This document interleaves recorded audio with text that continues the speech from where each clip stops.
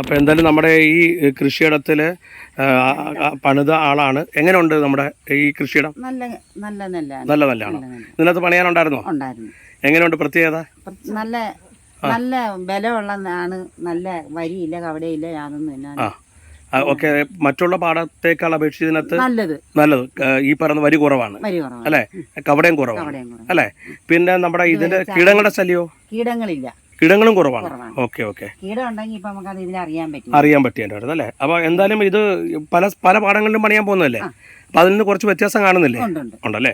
അപ്പൊ എന്തായാലും ഇതിനകത്ത് ഇട്ടിരിക്കുന്നത് എന്താണെന്ന് അറിയാവോ? അറിയത്തില്ലല്ലേ?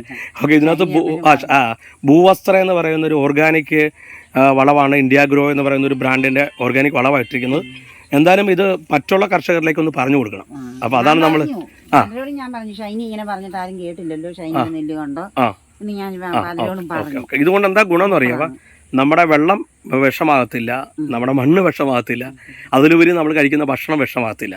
അപ്പം ഇതൊരു മാറ്റമാണ്. കാരണം ഇനി ഓർഗാനിക്കിലേക്കാണ്. കാരണം നമ്മുടെ ആരോഗ്യവും ആയുസ്സും നല്ല രീതിയിൽ കൊണ്ടുപോകണമെങ്കിൽ നല്ല ഭക്ഷണം കിട്ടണം. അതിനൊരു കാൽവയ്പ്പാണ് ഈ ഇന്ത്യ ഗ്രോ എന്ന് പറയുന്ന പ്രൊഡക്റ്റ്. എന്തായാലും അറിയാവുന്ന ആളുകളിലേക്കൊക്കെ ഇതൊന്ന് പറഞ്ഞു കൊടുക്കുക. എന്തായാലും ഇത് നല്ല വ്യത്യാസം ഉണ്ടെന്ന് ഉറപ്പ് തന്നെയാണല്ലോ? ഉറപ്പാണ് അല്ലേ? ഞങ്ങൾ നട്ടപ്പോഴേ ഞങ്ങൾ പറഞ്ഞു നല്ല നെല്ലാണ്, ഞാൻ അത് മറിയുന്നില്ല.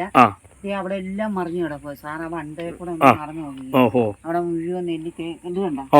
ഇവിടെയും കാണുന്നു. ഇതേപോലെ ഇവിടെ ഇങ്ങനെ മറിഞ്ഞു കിടക്കാനല്ലേ? ഒരു കുഴപ്പമില്ല അല്ലേ? ഇപ്പൊ ഇനി കൊയ്യാൻ സമയമായി വന്നു അല്ലേ? ഇനി കിടക്കും. ഓക്കെ. അപ്പൊ എന്തായാലും അടുത്ത ആളുകളിലേക്ക് എത്തിക്കണം. ഓക്കെ. പേരെന്തായിരുന്നു? വീട്? ചാവറ, കാനഗിരി ചാവറ ഭവനത്തിൽ വിജി എന്ന് പേരല്ലേ? റെജി. Okay okay. ശരി. Thank U.